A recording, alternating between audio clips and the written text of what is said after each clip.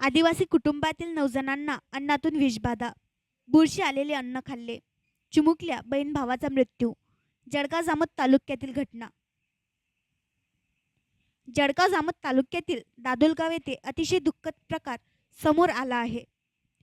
वीटभट्टीवर काम करणाऱ्या आदिवासी कुटुंबातील 9 जणांना अन्नातून विषबाधा झाली. त्यात दोघांचा मृत्यू झाला आहे.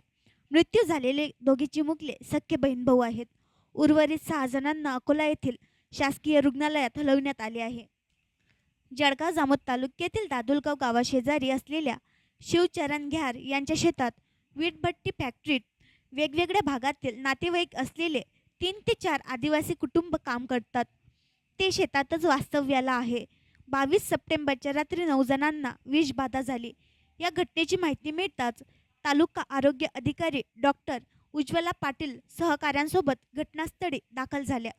त्यांच्या समवेत जिल्हा साथरोग अधिकारी डॉक्टर प्रशांत तांगडे, उपजिल्हा आरोग्य अधिकारी डॉक्टर मिलिंद जाधव, डॉक्टर काळे, डॉक्टर थिगडे, डॉक्टर रुपाली घोलप यांनी प्राथमिक उपचार करीत विषबाधा झालेल्यांना आरोग्य विभागाच्या रुग्णवाहिकेने खामगाव येथे नेले.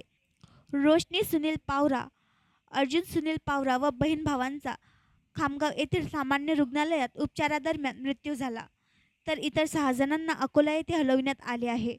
बहीण भावांचे शवविच्छेदन करून आईवडिलांच्या ताब्यात मृतदेह देण्यात आले. त्यानंतर त्यांच्यावर आसलगाव येथे अंत्यसंस्कार करण्यात आला. अकोला येथे उपचार सुरू असलेल्यांपैकी एकाची प्रकृती गंभीर आहे.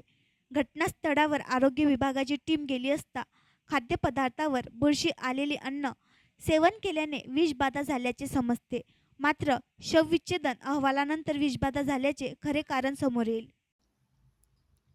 आणखी नवीन व्हिडिओ पाहण्यासाठी आमच्या देशमुख एक्सप्रेस न्यूज चॅनलला सबस्क्राईब करा, लाईक करा आणि शेअर करा.